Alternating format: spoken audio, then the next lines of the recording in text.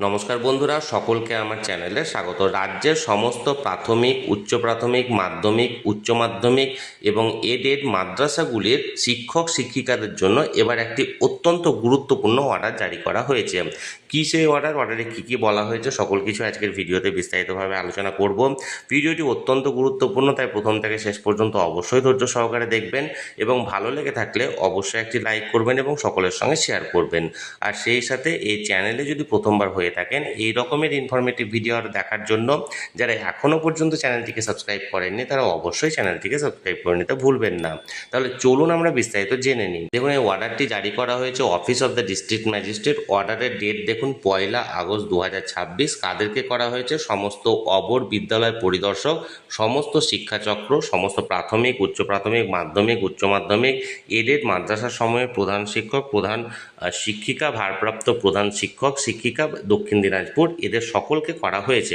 এবার মূল বিষয়টি কি? এই মূল বিষয়ে আসার আগে বলি, এটি office of the district magistrate দক্ষিণ দিনাজপুরের তরফ থেকে এই অর্ডারটি ইস্যু করা হলেও এটি প্রত্যেকটি রাজ্যের সমস্ত বিদ্যালয় শিক্ষক শিক্ষিকাদের জন্যই প্রযোজ্য হতে চলেছে।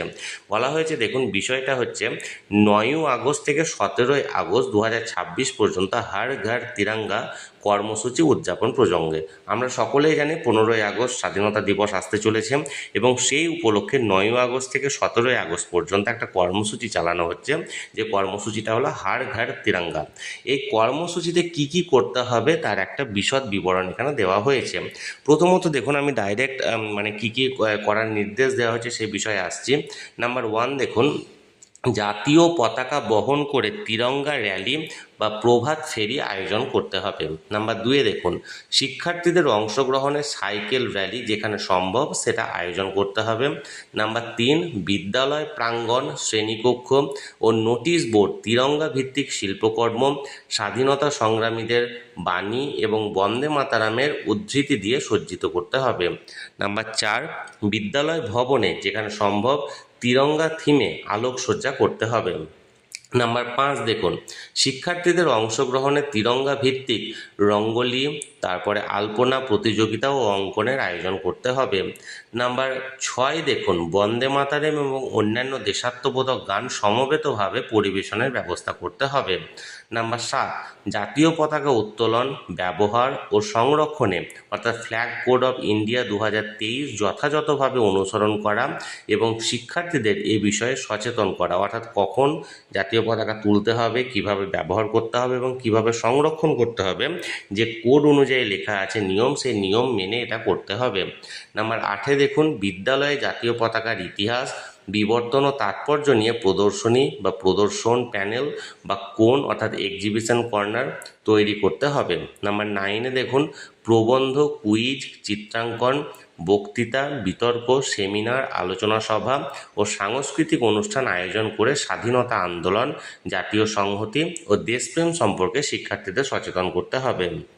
নাম্বার 10 দেখুন, হর ঘর তিরঙ্গা কর্মসূচি সম্পর্কে প্রচারের জন্য ব্যানার, পোস্টার, ডিজিটাল ডিসপ্লে ইত্যাদি ব্যবহার করা এবং বিদ্যালয়ের সামাজিক মাধ্যম থাকলে সেখানে প্রচার করতে হবে। নাম্বার 11, শিক্ষক, শিক্ষার্থী, অভিভাবক ও বিদ্যালয় পরিচালন সমিতির সদস্যদের নিজ নিজ বাসভবনে জাতীয় পতাকা উত্তোলনে উৎসাহিত করা, ফ্ল্যাগ কোড অফ ইন্ডিয়া 2023 সম্পর্কে অনুসরণপূর্বক করতে হবে।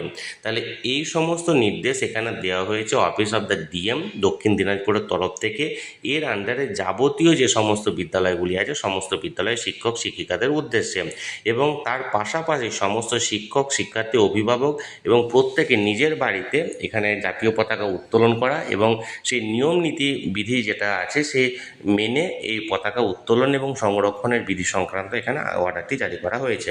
যদিও এটা দক্ষিণ দিনাজপুর থেকে জারি করা অর্ডার, তবুও এই অর্ডারটি যেহেতু হর ঘর তিরঙ্গা এটা গোটা দেশ জুড়ে পালিত হতে চলেছে এবং তাই এই অর্ডারটি গোটা পশ্চিমবঙ্গের সমস্ত বিদ্যালয়ের ক্ষেত্রেই প্রযোজ্য হতে চলেছে।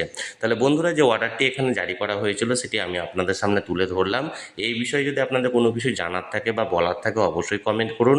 আর এই ভিডিওটি ভালো লেগে থাকলে অবশ্যই একটি লাইক করুন এবং সকলের সঙ্গে শেয়ার করুন। আর সেই সাথে চ্যানেলে প্রথমবার হলে অবশ্যই চ্যানেলটিকে সাবস্ক্রাইব করে রাখুন। ধন্যবাদ, দেখা হচ্ছে পরের ভিডিও।